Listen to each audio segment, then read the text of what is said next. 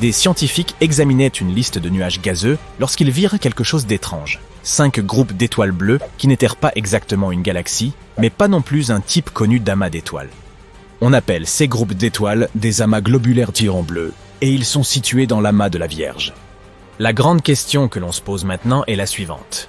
Comment ces étoiles bleues se sont-elles formées sans galaxie mère à proximité pour leur donner naissance? Les scientifiques ont constaté la présence de métaux lourds dans ces objets.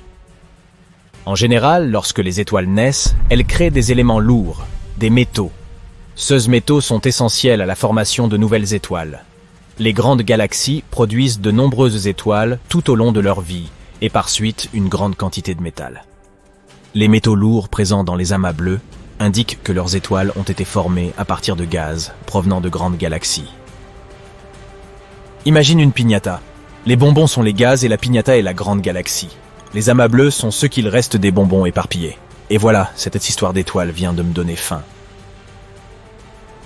Comment les gaz se séparent-ils d'une galaxie? Selon 2 manières. Lorsque 2 galaxies se croisent, leur attraction gravitationnelle peut entraîner le déplacement du gaz d'une galaxie vers l'autre. C'est un effet de marée galactique, et c'est ainsi que ces étranges masses peuvent se former. C'est comme lorsque tu places des objets métalliques entre 2 aimants. Mais il y a également la force de traînée. Elle se produit lorsqu'une galaxie traverse un amas de gaz chaud à une vitesse plutôt élevée. Le gaz de l'amas exercera alors une poussée contre le gaz de la galaxie et le repoussera. Un peu comme une voiture qui en avançant pousse l'air devant elle. Et toi, tu en perds ton chapeau. Avec le temps, les étoiles des amas bleus s'éloignent les unes des autres. Et elles finissent par former des amas plus petits. As-tu déjà vu des photos de la Terre prises depuis l'espace? Elles sont incroyables. Mais connais-tu cette image où l'on voit 2 taches de lumière bleue? La première tache que tu vois ici est un immense éclair dans le golfe de Thaïlande. Il est rare de voir des éclairs depuis l'espace à cause des nuages. Mais celui-ci était si grand qu'il a illuminé les nuages environnants et formé un magnifique anneau. Vraiment superbe, non? La deuxième tache de lumière bleue est un peu différente. Il s'agit du reflet de la lumière de la Lune sur notre planète. La Lune reflète en effet la lumière du Soleil sur la Terre. Lorsque cette lumière traverse l'atmosphère terrestre, elle crée une grosse tache bleue au contour flou. C'est comme si notre planète portait un chapeau bleu. On explique la couleur bleue de notre ciel diurne de la même manière. Lorsque la lumière du Soleil pénètre dans l'atmosphère terrestre, les gaz et les particules présents dans l'air la diffusent dans toutes les directions. La lumière bleue possède les ondes les plus courtes de tout le spectre, et c'est donc elle qui est la plus dispersée. Voilà pourquoi le ciel terrestre est d'un bleu si radieux. La même chose se produit avec la lumière provenant de la Lune lorsqu'elle se reflète sur la Terre et traverse notre atmosphère. Les ondes bleues étant les plus dispersées, la Lune nous apparaît bleue sur la photo. En parlant d'étoiles bizarres, il y en a une dans la constellation du Centaure qui s'appelle Lucie. Elle ressemble à une minuscule naine blanche, mais elle est en fait très dense. Toute la masse du Soleil comprimée dans un objet dont la taille ne représente qu'un tiers de celle de notre planète. C'est comme si tu mettais une pastèque dans une balle de golf. Lucie est aussi incroyablement froide. Sa température centrale est d'environ 6600 degrés C. Cela te semblera chaud à première vue, mais à titre de comparaison, notre Soleil fait environ 15 millions de degrés. Mais ce qui rend Lucie si spéciale, c'est le diamant qui se trouve en son cœur. Son noyau de carbone s'est cristallisé en un diamant massif de 10 milliards de billions de carats. Plutôt difficile à imaginer, pas vrai? Les scientifiques ont découvert ce diamant impressionnant en écoutant les vibrations de l'étoile, qui sont un peu comme les battements de son cœur. Après la découverte de Lucie, les scientifiques ont trouvé d'autres étoiles au cœur cristallisé et des diamants massifs de la taille de la Terre. Notre univers est une véritable bijouterie pour géants. La plupart des astronomes de l'hémisphère nord connaissent l'étoile Vega. Tout d'abord, elle est très lumineuse. Mais si tu parviens à l'observer sous un angle différent, tu verras qu'elle est en fait comme écrasée. Elle doit sa forme oblongue au fait de sa rotation très rapide.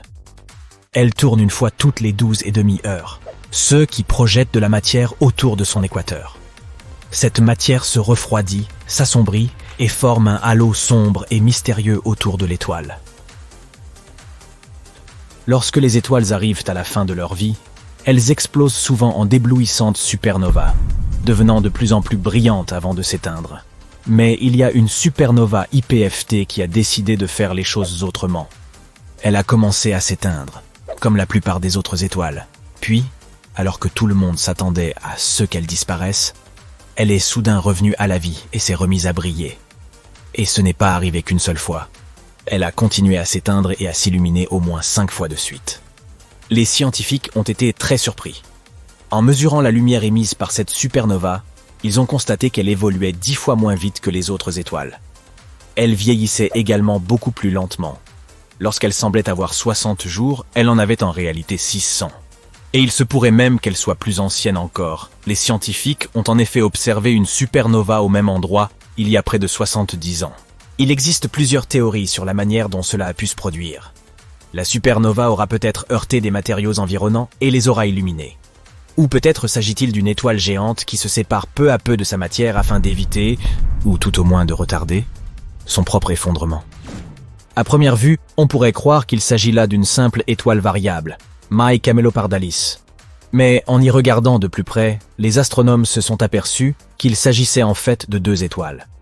Elles tournent l'une autour de l'autre à très grande vitesse et leurs atmosphères ont commencé à se mélanger en raison de leur grande proximité.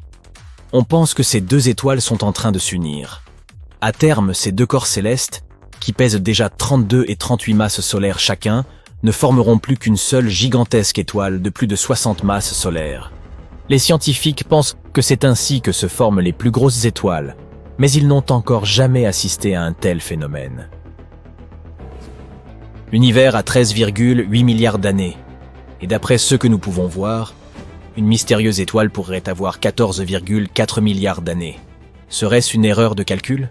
Cette étoile présente tous les signes chimiques d'une étoile de 2e génération, c'est-à-dire un astre formé à partir des gaz et de la poussière résultant de l'explosion de la première génération d'étoiles. Cette étoile, qu'on a surnommée étoile Mathusalem, se trouve à 190 années de lumière de la Terre.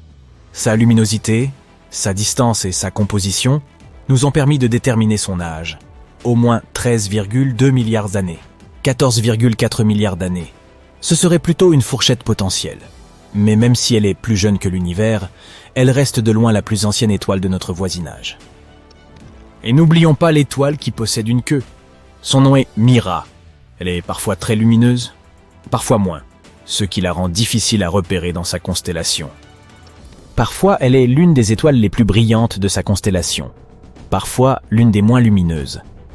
Il s'agit en fait d'une étoile binaire, une géante rouge accompagnée d'une naine blanche. La géante rouge ressemblait jadis à notre Soleil, mais tandis que sa fin approche, elle se débarrasse de ses couches extérieures dans l'espace. Et Mira a une queue, comme une comète. En perdant de sa matière, notre géante rouge crée un flux de gaz et de poussière qui suit les étoiles en mouvement dans l'espace.